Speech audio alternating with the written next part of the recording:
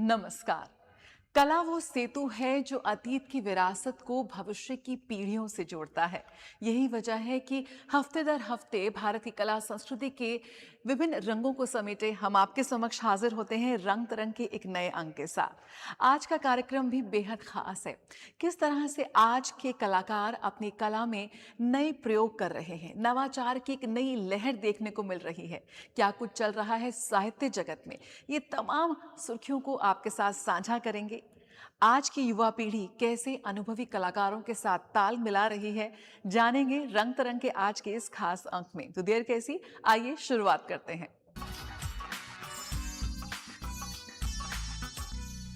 जहाँ कलाएं जीवंत होती हैं, वहाँ संस्कृति कभी बूढ़ी नहीं होती। और इसका एक बहुत ही सशक्त उदाहरण पेश करती है राजधानी दिल्ली के Indira Gandhi centre for arts में आयोजित एक बेहद खास प्रदर्शनी ग्रैटिट्यूड। इस प्रदर्शनी के जरिए 97 साल के लेजेंडरी आर्टिस्ट श्री बंसीधर प्रतिहारी की विरासत का जश्न मनाया गया। शांति निकेतन से प्रशिक्षण लिए हुए श्री बंसीधर की विरासत को, उनकी सर्वश्रेष्ठ कृतियों की एक झलक पेश करती है ये प्रदर्शनी। आइए आपको यहाँ ले चलते हैं।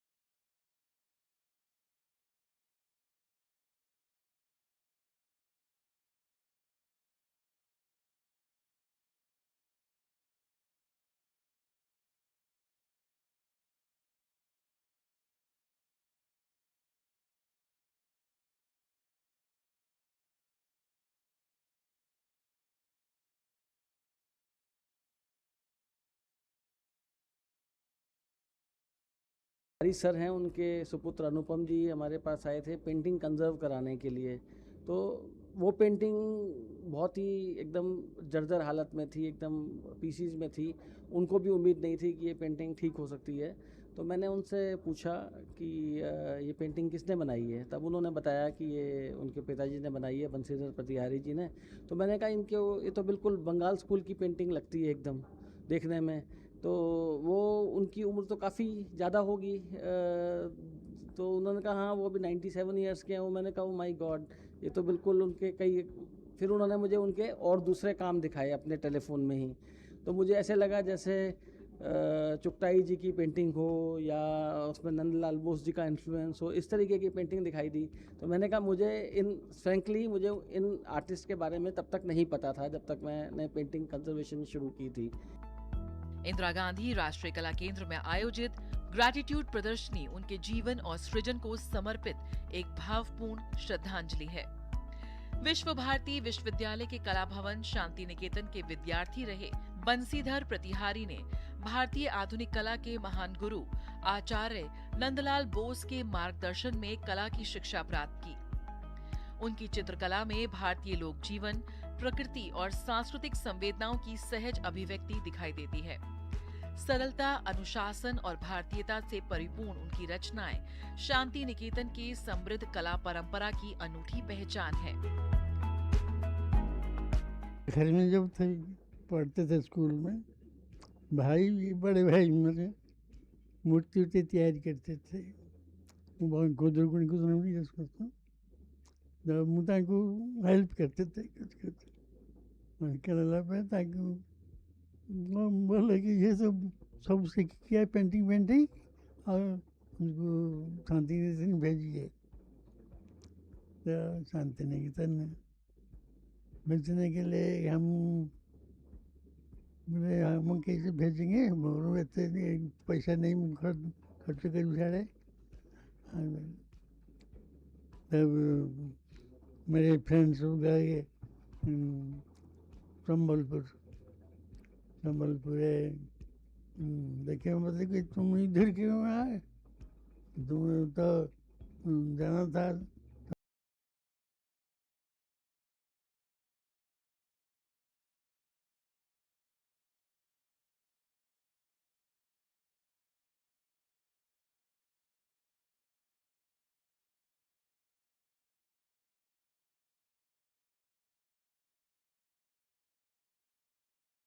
आईजीएनसीए ने कलाकार के जीवन और 6 दशकों से अधिक की उनकी कला यात्रा को समेटती एक आकर्षक कॉफी टेबल बुक का भी लोकार्पण किया।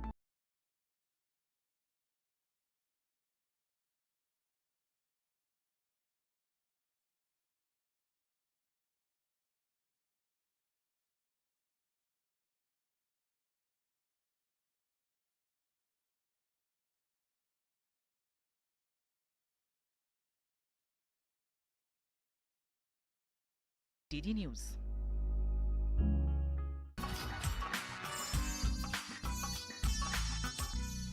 राजधानी दिल्ली में साहित्य और संवेदनाओं का एक अनूठा संगम देखने को मिला। प्रसिद्ध लेखक, स्तंभकार, पत्रकार जमशेद की नवीनतम कविता संग्रह longings across fences poems for a nomadic soul का लोकार्पण हुआ। कई गणमान्य अतिथियों ने इसमें शिरकत की। आइए आपको दिखाते हैं इसकी एक झलक।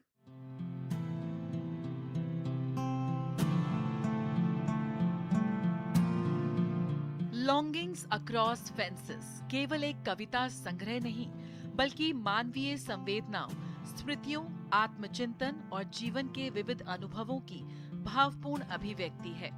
राजधानी दिल्ली के इंडिया इंटरनेशनल सेंटर में साहित्य और संवेदनाओं का एक बेहद अनूठा संगम देखने को मिला, जब प्रसिद्ध लेखक जमशेद की नवीनतम कविता संग्रह longings across fences poems for the nomadic soul का लोकार्पण हुआ।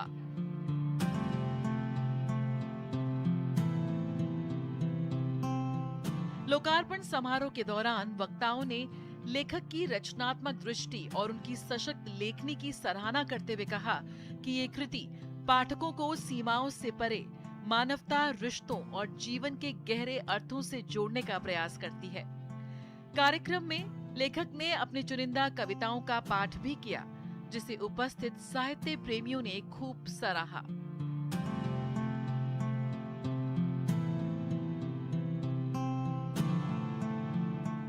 समारोह में न्यायमूर्ति वी रामा सुब्रमण्यम, पूर्व संयुक्त राष्ट्र सहायक महासचिव लक्ष्मी एम पुरी, प्रख्यात लेखिका कामना प्रसाद और पद्मश्री से सम्मानित अंतर्राष्ट्रीय कलाकार परेश मैती सहित अनेक साहित्यकार और बुद्धिजीवियों ने शिरकत की।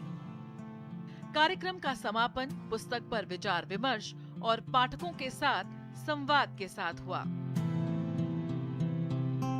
रंग तरंग, डीडी न्यूज।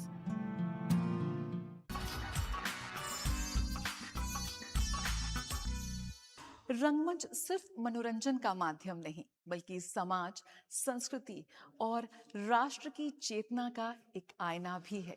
इसी भावना को आगे बढ़ाते हुए संस्कृति मंत्रालय और संगीत नाटक अकादमी द्वारा एक भव्य राष्ट्रीय नाट्य समारोह का आयोजन किया गया।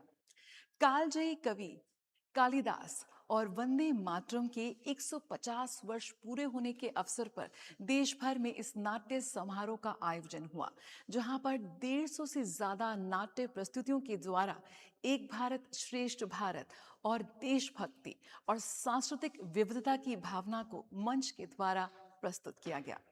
मेरे गांव में भी एक ऐसी हवेली थी जो कई सालों से बंद थी। वहां पे कोई आता जाता नहीं था। एक दिन एक बूढ़ा आदमी उस हवेली में गया और उसने जैसे तैसे दरवाजा तोड़ा। रंगमंच पर जब इतिहास सांस लेने लगे, संवाद केवल शब्द न रह जाएं और भावनाएं दर्शकों के हृदय में उतर जाएं, तब समझिए कि एक नाटक अपनी सार्थकता सिद्ध कर चुका है। वंदे मातरम राष्ट्रगीत की सार्धशती और महाकवि कालिदास जयंती के अवसर पर आयोजित राष्ट्रीय नाट्य महोत्सव 2026 में प्रस्तुत नाटक क्रांति गीत the spirit of Vande Mataram ने कुछ ऐसा ही अनुभव दर्शकों को दिया। वंदे मातरम के 150 साल पूरे होने पर देशभक्ति से लबरेज जब हम कोई नाटक देखते हैं, तब हमें एहसास होता है कि हाँ, ये हमारा भारत है जहाँ हम देश प्रेम दिखा सकते हैं। और वाकई देश प्रेम से जुड़ी हुई न जाने ऐसी कितनी कहानियां हैं, जब उन्हें रंगमंच पर देखा जाता है तब हम सब के अंदर देशभक्ति की भावना हिलोरे लेने लगती है। तुम्हारे अंदर हमको एक युवा नेता नजर आता है, और वैसे भी तुम तो एक पॉलिटिकल फैमिली से हो।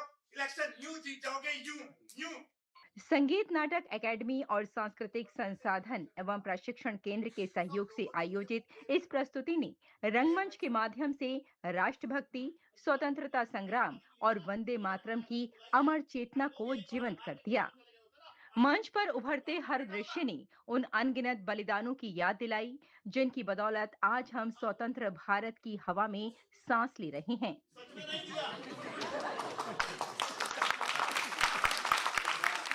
आज के दौर के साथ, आज के लोगों के साथ इसे जोड़ा जा सकता है। तो जैसे हम अपने दिमाग में सोचते हैं, हमारे किरदार भी लगभग वैसे ही सोचते हैं, और फिर वो जाते हैं किसी एक ऐसी जगह पर जहाँ उन्हें एक डायरी मिलती है और वो डायरी पढ़ना शुरू करते हैं, और उसमें से किरदार निकल कर आते हैं, उसमें से किरदार अपनी कहानी खुद से कहते हैं, और वो कहानी इन लोगों के जो विचार है उसे बदल देती है। तो हमें लगता है कि इसी तरह की बहुत सारी कहानियाँ हमें आज बहुत ज़रूरत है इनकी, ऐसे किरदारों की, ऐसे लोगों की। तो इस सोच के साथ हमने इस नाटक को लिखा था। देख, अगर उसमें कोई निर्देशक प्रियंका शर्मा के कुशल निर्देशन और कलाकारों के प्रभावशाली अभिनय ने दर्शकों को आरंभ से अंत तक बांधे रखा। नाटक में कहीं संवादों ने मन को छुआ, कहीं गीतों ने भावनाओं को स्वर दिया, तो कहीं मंच की ऊर्जा ने पूरे सभागार को देशभक्ति के रंग में रंग दिया। नाराज करो, वो निशान नाराज हो गया, उसको मनाते, जल्दी चल। हमने उसमें देशभक्ति वाला फील लिया और हमें काफ़ी अच्छा लगा देखने में। जी, मुझे बहुत अच्छा लगा। गर्व है मुझे कि हम इस तरह के नाटक कर रहे हैं। 150 साल हो चुके हैं वंदे मातरम गीत को, उसको सेलिब्रेट किया जा रहा है। इतिहास के बारे में मतलब बहुत कम पता था पहले कि कैसे हमारे फ्रीडम फाइटर्स थे, उन्होंने क्या क्या बलिदान दिया, कितनी क्रांति करी उन्होंने इस देश के लिए, और राष्ट्रगान किस तरह से लिखा गया, वंदे मातरम किस तरह से लिखा गया। इन सब बातों के लिए बिल्कुल नया एक्सपोजर था बहुत मेरे लिए।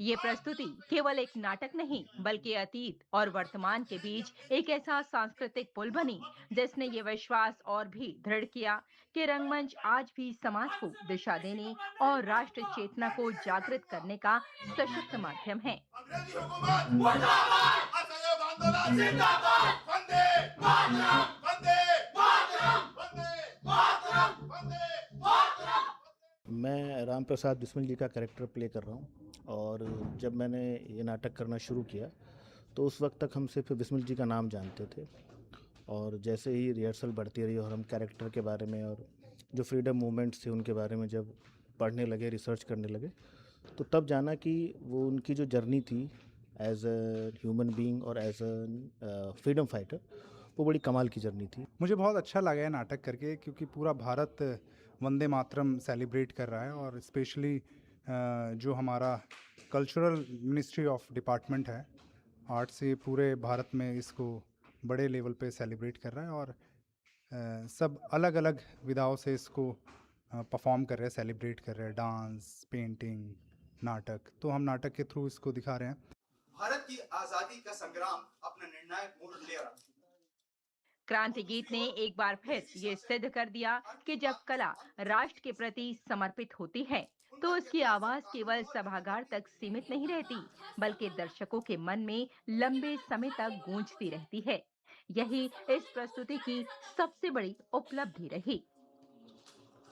लोग मुझसे पूछेंगे, एक स्त्री को क्यों भेजा, तो मैं क्या कहूँ? तब कह दीजिएगा। रेशमा की रिपोर्ट, रंग तरंग के लिए डीडी न्यूज। बेटी आप भी जन्मी है।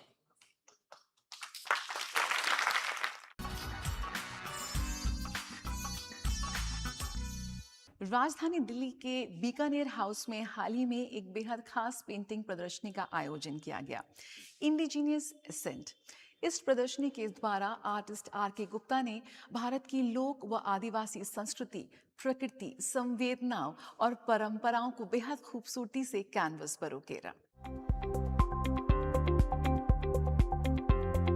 भारत की समृद्ध संस्कृति और विरासत की एक झलक देखने को मिली राजधानी दिल्ली में आयोजित पेंटिंग प्रदर्शनी इंडिजीनियस एसेंट में। प्रदर्शनी में प्रत्येक कलाकृति भारतीय संस्कृति की समृद्ध विरासत और सामाजिक जीवन की गहरी संवेदनाओं को अभिव्यक्त करती नजर आई। और ये एग्जीबिशन में हम ये देखते हैं कि बहुत से ट्राइबल आर्टिस्ट्स के जो भाषा है, सर ने वो भाषा को बैठ के किताबों में से देख के फिर उसने चुन के ये सब काम किया है। लकड़ी के ऊपर रेजिन का लेयर्स डालने के बाद फिर एक्रिलिक से पेंट किया है। रंगों, रेखाओं और प्रतीकों के सशक्त प्रयोग के जरिए कलाकार ने परंपरा और आधुनिक सोच के बीच एक सुंदर संवाद स्थापित करने का प्रयास किया। इन चित्रों में लोक जीवन की सादगी, प्रकृति से जुड़ाव और सांस्कृतिक विविधता की झलक साफ दिखाई दी। पापा ने इसको ट्रांसलेट किया है वुड पे and played with resin with it. It is normal life, जैसे पापा बोलते हैं कि धरती से जुड़े हुए लोगों की कहानी है।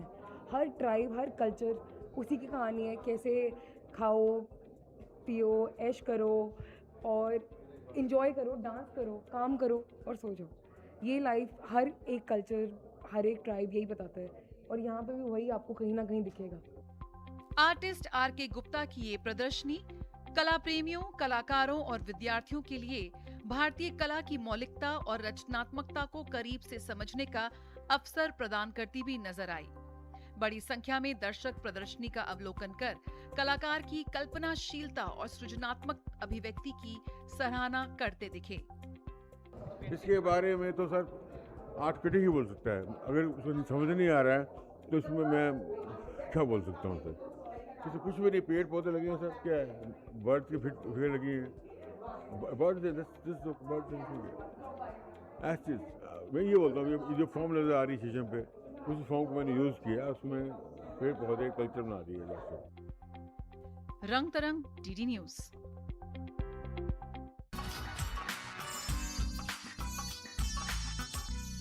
जब परंपरा और सृजन साथ चलते हैं तब संस्कृति नई ऊंचाइयां छूती हैं। आज के कलाकार अपनी कला के जरिए, अपनी सोच के जरिए न सिर्फ दर्शकों को एक अलग ही अनुभव प्रदान कर रहे हैं बल्कि एक बहुत ही सशक्त संदेश भी दे रहे हैं। आप मेरे सामने देख सकते हैं, ये बहुत ही खूबसूरत इंस्टॉलेशन दर्शाता है पानी को, नदी को। प्रदर्शनी का नाम है there are rivers in the sky और इस वक्त मैं मौजूद हूँ राजधानी दिल्ली के त्रिवेणी कला संगम में, जहाँ पर आर्टिस्ट सरूहा किल्लारू ने अपनी प्रदर्शनी के जरिए और अपने इंस्टॉलेशन के जरिए प्रकृति को संजोने का एक बहुत ही खूबसूरत संदेश दिया है। साथ ही उनका संदेश है कि अगर आप अपना नजरिया बदलेंगे तो पूरा अर्थ ही बदल जाएगा। और क्या कुछ खास है इस प्रदर्शनी में, आइए आपको दिखाते हैं इसकी झलक।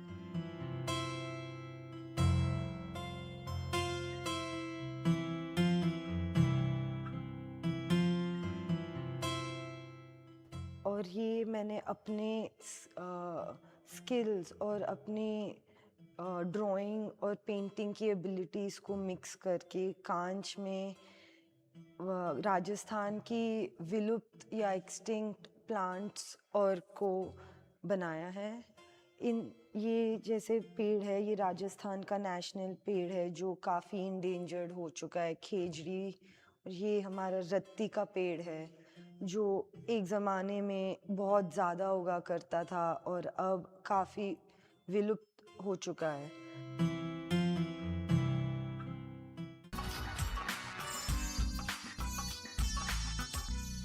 और आइए देखते हैं बीते हफ्ते कला और सांस्कृतिक जगत में और क्या खास आयोजन रहे।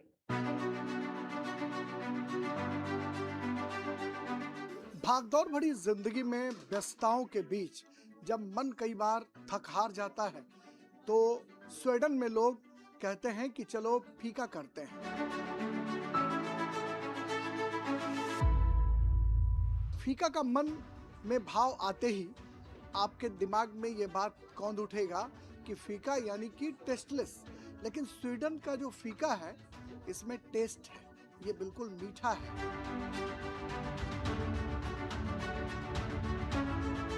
फीका कॉफी को कहते हैं, जिस कॉफी के साथ मीठे चीज खाने की यहाँ पर प्रचलन है। जो मीठा चीज आपके पास साफ दिखाई पड़ेगा, हॉट चॉकलेट और तमाम तरह के वैसे व्यंजन जिसको इंडिया में चाय के साथ नमकीन खाया जाता है, लेकिन यहाँ पर चाय के साथ, कॉफ़ी के साथ ये मीठे चीज़ खाए जाते हैं। This is raspberry pie, this the first one, and the second one is apple pie and nuts cake and chocolate cake, and we bake all of them here. यहाँ पर देखिए, ये फीका पे चर्चा की जा रही है। कॉफ़ी है यानी फीका, कैंडल लाइट, मोमबत्ती जली हुई है और तमाम जो खाने पीने की जो वस्तुएं हैं जो फीका के साथ खाई जाती हैं, उसको आप बखूबी यहाँ पर देख सकते हैं। जब आप दिन में एक कार्यशैली में होते हैं तो थोड़े चंद लम्हों के लिए कार्यशैली रोक के दोस्तों के साथ बैठ के कॉफ़ी, कुछ मीठा आप लेते हैं और थोड़ा सा क्षण भर के लिए, पल भर के लिए आराम कर लेते हैं, जिससे कि थोड़ा काम से आपका दिमाग हट जाए। का हिंदी में बगैर चीने के, लेकिन यहाँ पे हर चीज़ मीठी है, बोला फीका जाता है। जैसे भारत में चाय पे चर्चा होती है, लोग बैठते हैं, चाय पीते हैं, गुफ्तगू करते हैं और कई समस्याओं का निदान निकालने की कोशिश टेबल पे करते हैं, तो क्या उसको उस फॉर्मेट में हम समझ सकते हैं कि चाय पे चर्चा जैसे होती है वैसे ही फीका पे चर्चा के लिए लोग स्वीडन में इकट्ठा होते हैं? आप जिस जिंदगी को कैसे जीते हैं, एक चाय की प्याली या कॉफ़ी के कप के साथ, एंड आप अपने आप को बिल्कुल अलग कर लेते हैं जो भी काम उस क्षण कर रहे होते हैं। Oh, fika. Well, I think it's a nice time to kind of take a break during the day, get your brain some breath and enjoy a nice tea. Take the time for tea.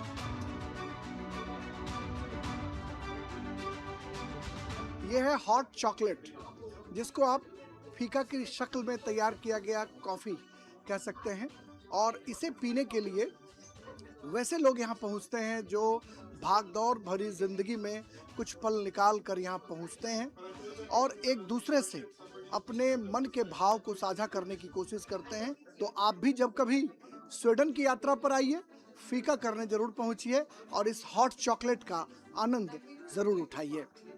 Cameraman Radhekrishna के साथ गोदनबर्ग, Sweden से मैं Rajesh Raj, DD news के लिए।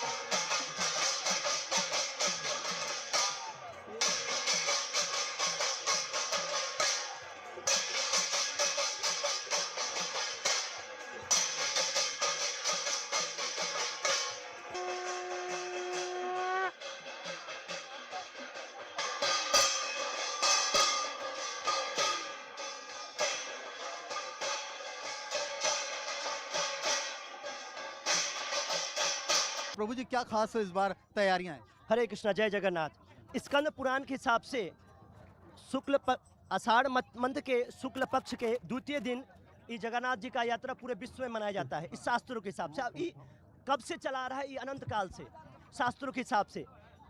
जगन्नाथ जी वास्तविक रूप से प्रेम के भूखे हैं। जगन्नाथ जी को 11,000 आम का भोग लगा रहे हैं और भोग लगाने के बाद वो भी 108 प्रकार के वैरायटी आम है और पूरे द्वारका वासियों को हम वितरण करेंगे। और उसके बाद जगन्नाथ जी को हम 1008 प्रकार के भोग लगा रहे हैं। अभी जगन्नाथ जी को भोग लग रहा है 1008 प्रकार के, और हमारे बहुत सारे वैष्णव लोग आएंगे, नृत्य करेंगे, डांस करेंगे और बहुत सारे रंगारंग कार्यक्रम होगा। और यहाँ पे सबसे बड़ा चीज आनंद बाजार भी लगाया जा रहा है, जो जगन्नाथपुरी में आनंद बाजार जगन्नाथ जी के प्रसन्नता के लिए जो भोग लगता है वहाँ पे। तो इस बार जो भीड़ मैं देख रहा हूँ अभी, ये भीड़ भी मुझे ये लग रहा है कि पिछले साल इस समय इतना भीड़ नहीं होता, डबल भीड़ लग रहा है। मतलब आने वाले टाइम में जैसे रथ निकलेगी ना, तो ये भीड़, ये जो क्राउड है वो आई थिंक वो रिकॉर्ड जो है ना पिछले साल का वो भी तोड़ देंगे इस बार पक्का।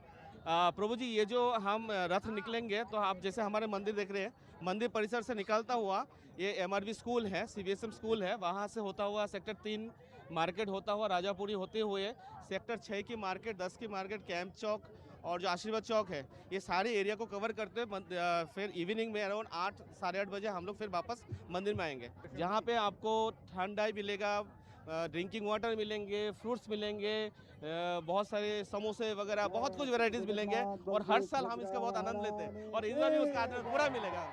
तो देखिए ये यात्रा शुरू हो चुकी है, तमाम सेक्टर से होते हुए ये गुजरेगी। जो श्रद्धालु हैं, जो उनके भाव हैं, आप देख सकते हैं किस तरह का हुजूम उमड़ा हुआ है। ये रथ यात्रा शुरू हो चुकी है और ये यात्रा तमाम सेक्टर से होती हुई वापस यहाँ को शाम को लौटेगी। भारत की ताकत सिर्फ उसकी प्रगति में नहीं, बल्कि उसकी जीवंत कला और संस्कृतियों में भी बसती है। यही वजह है कि आप जरूर कला के किसी न किसी रूप से खुद को जोड़े रखें, क्योंकि यही आपकी मुलाकात कराता है खुद से। रंग तरंग के आज के इस अंक में इतना ही। मुझे और मेरी पूरी टीम को दीजिए इजाजत। नमस्कार।